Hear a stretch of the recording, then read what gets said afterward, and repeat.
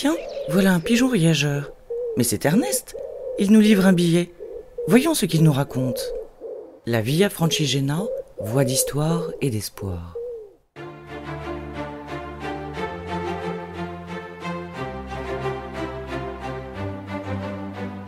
Il faut rendre à César ce qui appartient à César.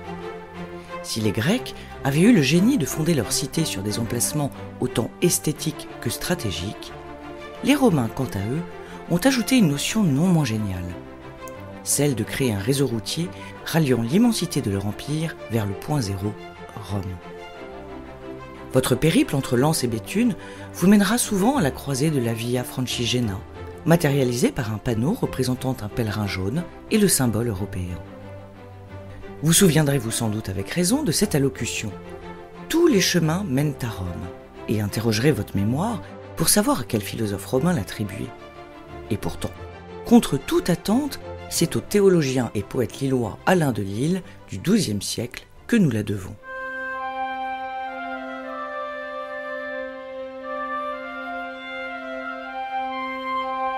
La Via Francigena, en effet, mène à Rome, mais n'a été tracée que plusieurs siècles après la chute de la cité impériale en 476 par un chrétien.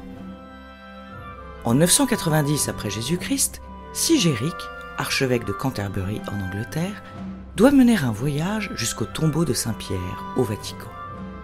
Il va se voir remettre des mains du pape Jean XV le pallium, un ornement liturgique réservé au primat de l'Église catholique. Par la même occasion, il recevra l'indulgence plénière réservée aux pèlerins ayant fait le voyage jusqu'à Rome, le Graal. Au Xe siècle, il n'existe pas davantage de bicyclettes que de voitures électriques, trains ou trottinettes. C'est donc à pied que le prélat s'engage pour un parcours de quelques 2000 km vers la ville éternelle. Sigéric prend soin de consigner les 79 étapes de son périple mythique, et parfois chaotique, dans son journal, aujourd'hui conservé au British Museum de Londres. La Via Francigena existait déjà du temps de Charlemagne, suite à la chute des Lombards, en tant que voie d'échange entre l'Europe occidentale et Rome. Au gré des épidémies, intempéries, impôts et autres banditismes, son tracé venait à changer régulièrement.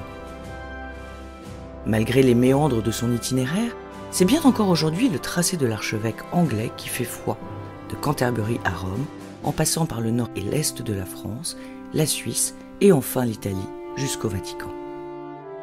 Premier grand pèlerinage chrétien avant ceux de Saint-Jacques de Compostelle et de Jérusalem, il était également la voie privilégiée entre le nord et le sud de l'Europe.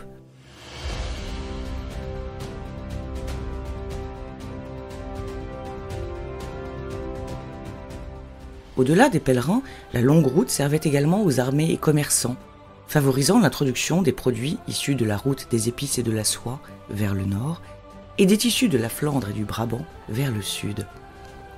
La Via Francigena perd son aura au XVIIIe siècle au profit d'itinéraires alternatifs. Il faut attendre la fin du XXe siècle pour voir la voie médiévale réhabilitée.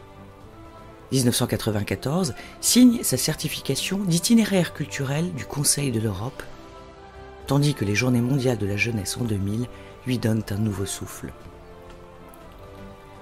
Que ce soit pour des raisons mystiques, culturelles ou sportives, les pèlerins de plus en plus nombreux se croisent et cheminent ensemble, partageant sereinement un chapelet de pépites patrimoniales, naturelles ou religieuses qui jalonnent la route, louant le slow-tourisme et la reconnexion dans un monde qui fait l'éloge de la vitesse.